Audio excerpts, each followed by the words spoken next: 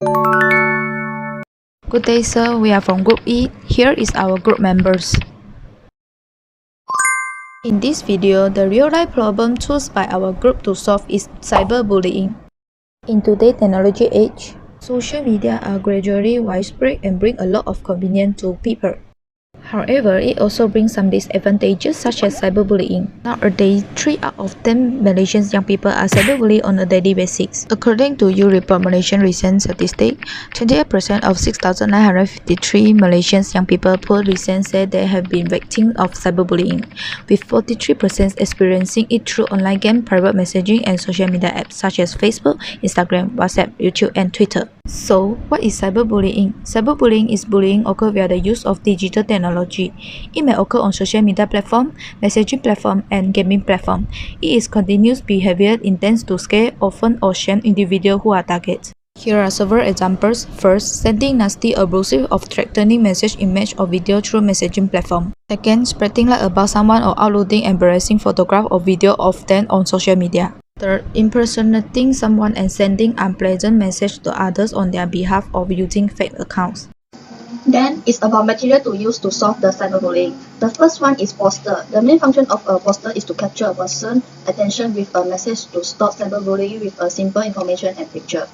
Next is helpline. A helpline is a facility that offers non-judgmental listening services to people for those who have problems.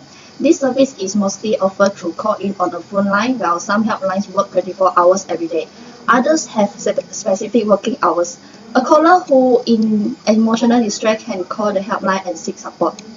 Anyone can become a victim of cyberbullying, so they can get counseling service from the counselor team to talk about their problem and get emotional support. Process or strategy to prevent the problem of cyberbullying. First, parent aspect. Restrict the content that their children can access online. Teach their children how to prevent unwanted content. Limit access on technological device. Control their children's activity online with smart device. Report unusual activity in account and change password frequently. Second, government aspect. Government can restrict the rules to restrict the action of citizens, so they will think before which to do the wrong thing. Government can implement the campaign about cyberbullying, such as Say No to Cyberbullying, to increase the awareness of citizens about cyberbullying. Third, school aspect. School policies are typically required to include appropriate training and education mechanisms, as well as disciplinary procedure and remedial responses to bullying. In other words, schools are required to integrate interventional programs based on the subject of cyberbullying. So what can you do when you've been cyberbullying? Strategy 1. Do not respond immediately. A lot of cyberbullying is aimed to anger, distract, or confuse the individual beings. Target also that they reach the emotionally. So put down your phone for an hour. Allow yourself some emotional space and think carefully before responding. Strategy 2. Follow up when you are calmer. You will feel a little better after an hour.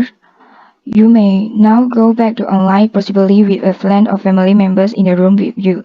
The goal of this point is to gain a group sense of situations before contacting the individuals who is cyberbullying you. Strategy 3. Take screenshot.